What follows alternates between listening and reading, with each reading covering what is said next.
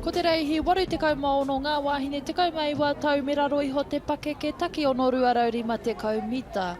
Ko te whiringa whānui tua, toru tēnei, kei te ara tua tahi Sacred Heart Girls College, te kura kaupapa Māori o te waiu o Ngāti Porou kei te ara tua rua, te Kopuku High School, Aotea College, te kura kaupapa Māori o Ngāti Ruanui, Tauranga Girls College, Kaipara College, te kura kaupapa Māori o Hokianga, Havelock North High School, kei te aratua iwa, Manukura, Wakatipu High School, kei te aratua Ngāhuru Mātahi.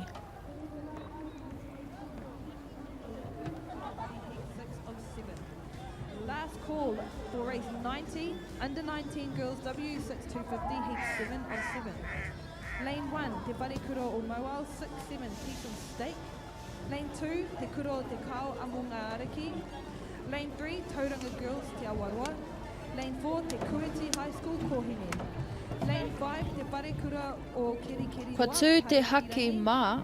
Lane 6, Hukarere Girls College, Matarua Hall. Lane 7, te Kura Māori o Porirua, Kuranui. Lane 8, Mount Maunganui College, Senior Girls. Lane 9, te Kura Kaupapa Māori o Hoani Waititi Marae.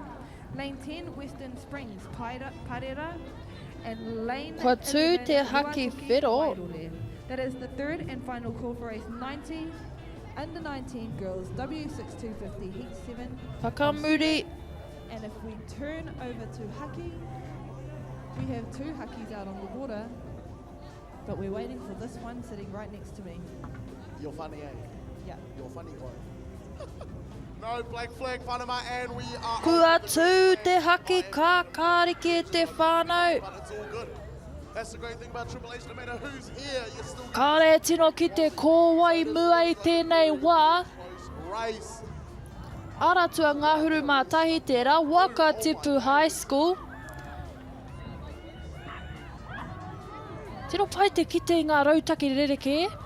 Ētahi ka roa te hoe, engari he kaha, ētahi ka hūkere. Aratua ono Tauranga Girls College.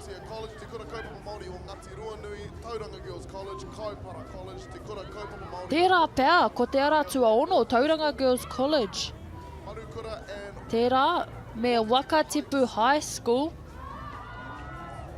And the lead is Wakatipu High School in lane 11, but it is... Te kura kaupapa Māori o Hokianga no Hoki. Sneaking up. Te kura kaupapa Māori o Hokianga in lane 8, trying to battle for it, and... Oh, ko te aratua ono, ko te aratua waru, ko te aratua Ngāhuru Mātahi. Tērā pēr, ko te aratua ono. Tuarua ko te aratua waru, tua toru. Ko te aratua Ngāhuru Mātahi. Kāre i te mōhio engari, aratua ono Tauranga Girls College. 6 big alphas tēngua o tō rātou kapa.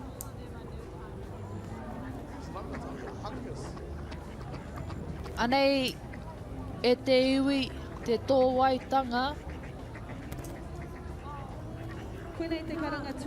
Wakatipu High School with a good start. Engari kia tai ki te haurua ko te aratua ono i puta, i mau, ki tērā arahitanga.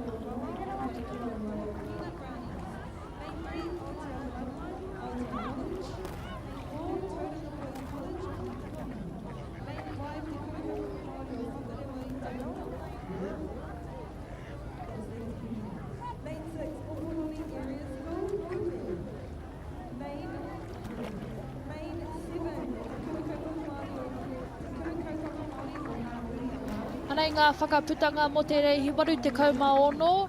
Tauranga Girls, 6 big alphas, 1 minute 11 seconds .93. Te kura kaupapa Māori o Hokianga, 113.05. Wakatipu, 114.48.